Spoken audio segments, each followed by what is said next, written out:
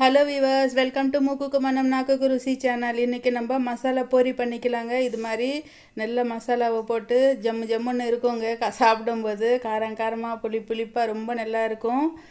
இது வந்துட்டு நம்ம பானிபூரி மசாலாவை வச்சு பண்ண போகிறோங்க. இந்த மசாலா பூரி எல்லார் வீட்டிலையும் பானிபூரி மசாலா இருக்கும், அப்படி இல்லைனாலும் கடையில் கிடைக்கும்.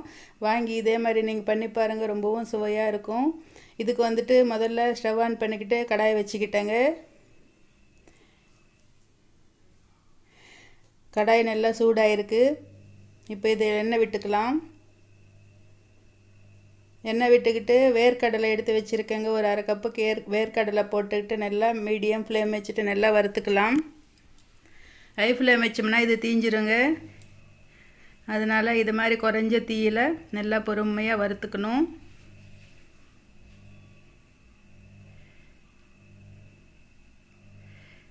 எவரெஸ்ட் வந்து பானிபூரி மசாலா எடுத்துருக்கேங்க நான். இது மாதிரி இருக்கும் அந்த மசாலா பொடி. இது வந்துட்டு ஒரு 2-2.5 ஸ்பூன் எடுத்துருக்கேங்க. இப்போ நல்லா வேர்க்கடலையும் நல்லா வறுபட்டு வருது.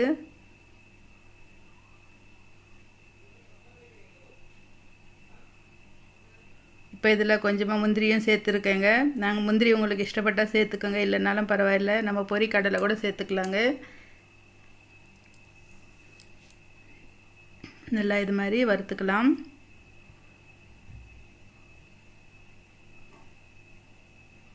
கறிவேப்பிலை கொஞ்சமாக போட்டுக்கலாங்க.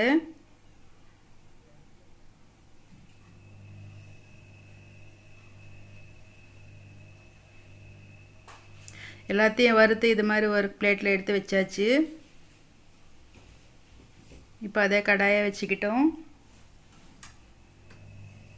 அதிலே கொஞ்சமாக எண்ணெய் விட்டு நல்லா பொரியை போட்டுக்கலாங்க. இந்த பொரி வந்துட்டு நம்ம மீடியம் ஃப்ளேம் வச்சு வறுக்கணும். அடி மந்தமாக இருக்கிற கடாயை எடுத்துக்கணுங்க. அடி கனமாக இருக்கணும் இதுக்கு. இல்லைன்னா இப்படி போட்டோம்னா உடனே தீஞ்சிரும். இது மாதிரி எடுத்து மீடியம் ஃப்ளேம் வச்சுட்டு நல்லா மொறுன்னு வர வரைக்கும் நல்லா வறுத்து எடுத்துக்கணும்.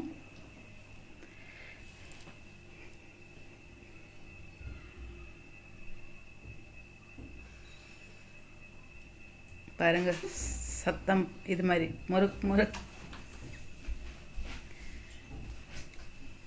இது மாதிரி இருக்கணுங்க.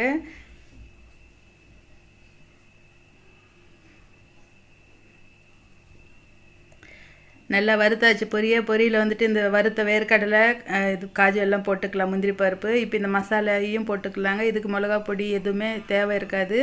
இதில் கொஞ்சமாக மஞ்சத்தூள் போட்டுக்கலாம்.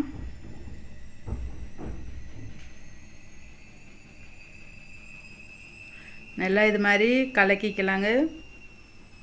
கரண்டியில் நல்லா கலக்க முடியாது, கையை வச்சு கலக்கணும்னா நல்லா அந்த மசாலா ஒட்டி வருங்க பொரிக்கு. இது மாதிரி நல்லா ஒரு வாட்டி எல்லாத்தையும் சேர்த்தா மாதிரி அந்த வெள்ளைப்பொரி தம்பிடாமல் இது மாதிரி கலக்கிக்கணும்.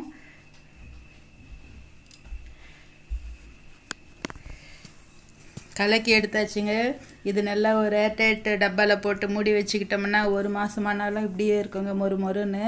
ரொம்பவும் சுவையாக இருக்கும். 1 மாதம் உங்களுக்கு இது பத்தாதுங்க, 2 நாள்லேயே காலி ஆகிடும். நீங்கள் வச்சு சாப்பிட்டீங்கன்னா 1 மாதம் வரைக்கும் கூட இதே மாதிரி நல்லா இருக்குங்க. மனம் நல்லா சூப்பராக இருக்குங்க. இதே மாதிரி நீங்களும் செஞ்சு பாருங்கள். நானும் இந்த பொரியோடு என்ஜாய் பண்ணுறேன். நீங்களும் இதே மாதிரி செஞ்சு என்ஜாய் பண்ணுங்கள். நம்ம சேனல் சப்ஸ்கிரைப் பண்ணிக்கலன்னா ப்ளீஸ் சப்ஸ்கிரைப் பண்ணிக்கோங்க, லைக் பண்ணுங்கள்.